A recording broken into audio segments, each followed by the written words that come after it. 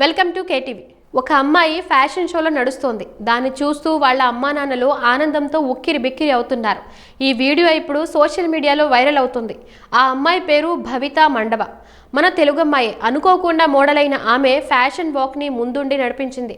ఇంతకీ ఆ fashion show ఏంటో తెలుసా? ప్రముఖ సంస్థ షెనెల్ది. అదో సబ్వే స్టేషన్. జీన్స్ టీషర్టు ధరించి తన రైలు కోసం ఎదురు చూస్తోందో అమ్మాయి. తన లోకంలో తను ఉన్న అమ్మాయి దగ్గరికి వచ్చాడు డిజైనర్ మాథ్యూ. మీరు చాలా అందంగా ఉన్నారు, మా ఫ్యాషన్ షోలో మోడల్గా చేస్తారా అని అడిగాడు. వింటుంటే ఏదో సినిమా కథలా లేదు, కానీ భవిత విషయంలో ఇది నిజమైంది. కెమెరా, లైట్, లగ్జరీ బ్రాండ్ల పరిచయం లేని సాధారణ అమ్మాయి భవిత. ఉన్నత చదువుల కోసం అమెరికా వెళ్ళింది. అలాంటి అమ్మాయి జీవితం ఆ డిజైనర్ మాటలతో ఒక్కసారిగా మారిపోయింది.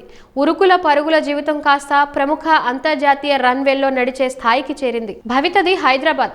జేఎన్టీయూ హైదరాబాద్ నుంచి ఆర్కిటెక్చర్ లో బ్యాచిలర్స్ పూర్తి చేసింది. ఇంటరాక్టివ్ డిజైన్ అండ్ మీడియాలో మాస్టర్స్ కోసం అమెరికా వెళ్ళింది. 2024లో French Belgian designer Matthieu Blazy modelling అవకాశం ఇచ్చాక సరేనని ప్రయత్నించింది. కట్ చేస్తే 2 వారాల్లోనే Italian luxury fashion brand Bottega Veneta spring summer 2025 fashion షోలో మోడల్గా మెరిసింది. తొలి షోలోనే మంచి పేరు తెచ్చుకుంది. అలాగని చదువుని నిర్లక్ష్యం చేయలేదు. ఓవైపు చదువు, క్యాంపస్, ఉద్యోగం చేస్తూనే మోడలింగ్ని కొనసాగించింది. New York, Paris, Milan, London fashion వీకుల్లో డియోర్ వంటి ప్రముఖ సంస్థలకు పనిచేసింది. తాజాగా న్యూయార్క్లో ఫ్రెంచ్ లగ్జరీ ఫ్యాషన్ సంస్థ షనెల్ మేటియడార్ 2026 పేరుతో ఫ్యాషన్ షో నిర్వహించింది. ఏ ఫ్యాషన్ షో అయినా ఓపెనింగ్ వాక్ కీలకం. ఇది కొనుగోలుదారులు, మీడియా, ఇన్ఫ్లుయెన్సర్లకి తొలి అభిప్రాయం ఏర్పడేలా చేస్తుంది. పూర్తి కలెక్షన్ మీద ప్రభావం చూపుతుంది. అందుకే ఓపెనింగ్ వాక్ కి అంత ప్రాధాన్యం. పైగా 2018 తర్వాత షనెల్ తొలిసారిగా న్యూయార్క్లో షో చేస్తోంది. అలాంటి ప్రతిష్టాత్మక షోలో ఓపెనింగ్ కి వాక్ చేసింది భవిత. ఈ అవకాశం అందుకున్న తొలి భారతీయ మోడల్ తను కాబట్టే ప్రపంచ దృష్టిని ఆకర్షించింది. తల్లిదండ్రుల్ని ఆనంద భాష్పాల్లో ముంచెత్తింది. తెలుగు అమ్మాయి కూడా కావడంతో ఆ వీడియో కాస్త వైరల్ అయింది. అన్నట్టు ఈ ఫ్యాషన్ షో నేపథ్యం ఏంటో తెలుసా? సబ్వే స్టేషనే. తను ధరించిన దుస్తులు జీన్స్, టీషర్టే.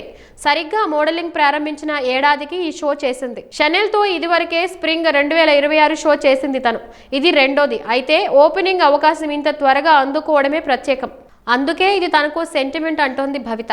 ఓ సాధారణ అమ్మాయి గ్లోబల్ ఫ్యాషన్ ఐకాన్గా మారడం, అది తక్కువ సమయంలో, విచిత్రమే కదూ. ఒక సాధారణ సంభాషణ, అనుకోని పరిచయం కూడా కొత్త భవిష్యత్తు మార్గాలను సృష్టించగలదు అనడానికి భవిత ప్రయాణమే ఉదాహరణ. ఏదేమైనా ఫ్యాషన్ ప్రపంచంలో ఇలాగే తనదైన ముద్ర వేస్తూ భవిత ముందుకు సాగిపోవాలని కోరుకుందాం.